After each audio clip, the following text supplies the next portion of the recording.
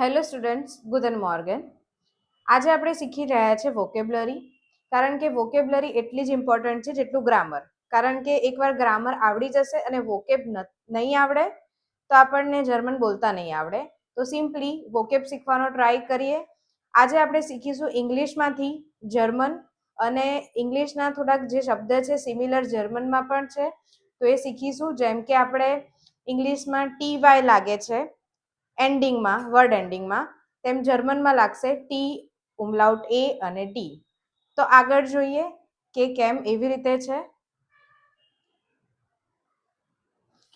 અંગ્રેજી ટીવાય શબ્દો જર્મનમાં ટી ઉમલાઉટ એ ટી, ટેટ. જર્મન અને ઇંગ્લિશ પૌરાણિક ભાષા એટલે લેટિનમાંથી ઉદ્ભવી છે. બેઉ ભાષામાં ઘણા બધા શબ્દ એવા છે કે જે સિમિલર છે, સમાન છે. જો મને અંગ્રેજી શબ્દ યાદ હોય તો તેના ઉપરથી તમે જર્મન શબ્દો તરત યાદ રાખી શકો છો, જે મોટા ભાગે આપણે ગુજરાતીમાં પણ ઉપયોગ કરીએ છીએ, રાઈટ? તો અહીં અંગ્રેજીમાં TY થી સમાપ્ત થતા શબ્દો જર્મનમાં ટી ઉમલાઉટ એ ટી અને આઈ ટી એ ઉમલાઉટ ટી થી જે એન્ડિંગ થાય છે એના ઉદાહરણો જોઈશું. તો આવો જોઈએ શબ્દ. તો પહેલો શબ્દ છે યુનિવર્સિટી, જેને કહીશું યુનિવર્સિટાટ. યુનિવર્સિટાટ, ઓકે? ટાટ. એક્ટિવિટી, એક્ટિવિટાટ, એક્ટિવિટાટ. એક્ટિવિટાટ પણ કહી શકીએ, બરાબર? ક્વોલિટી, ક્વોલિટાટ, ક્વોલિટાટ. રિયાલિટી, રિયાલિટાટ, રિયાલિટાટ. ગુજરાતીમાં લખ્યું છે, જર્મનમાં લખ્યું છે અને અહીંયા ઇંગ્લિશમાં છે. તમે દરેક જોઈ શકો.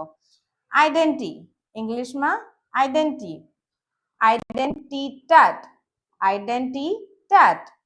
પછી છે નેશનાલિટી, તો નેશનાલિટીટ, નેશનાલિટેટ, નેશનાલિટેટ.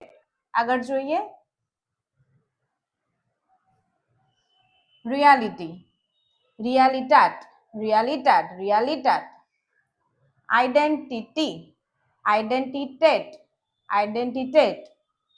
પ્રોડક્ટિવિટી, પ્રોડક્ટિવિટેટ, પ્રોડક્ટિવિટેટ.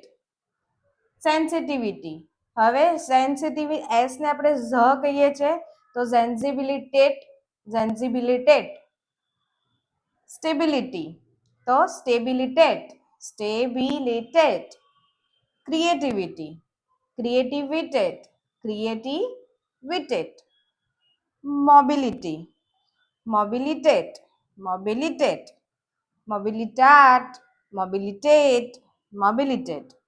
ફ્લેક્સિબિલિટી, ફ્લેક્સિબિલિટીને શું કહીશું? ફ્લેક્સિબિલિટેટ, ફ્લેક્સિબિલિટેટ. આગળ જોઈએ. ઓકે, અહીંયા પૂરા થાય છે આ શબ્દો. આગળ પણ એવા એન્ડિંગ સાથે, ઇંગ્લિશના એન્ડિંગ સાથે જર્મનના એન્ડિંગ્સ પણ છે. તો આપણે રોજ એવી રીતે લઈશું શબ્દ કે આપણે આ વોકેબ્લરી સ્ટ્રોંગ થાય. ઓકે, સો આ નંબર ઉપર જર્મન શીખવા માટે કોન્ટેક્ટ કરો. Thank you so much.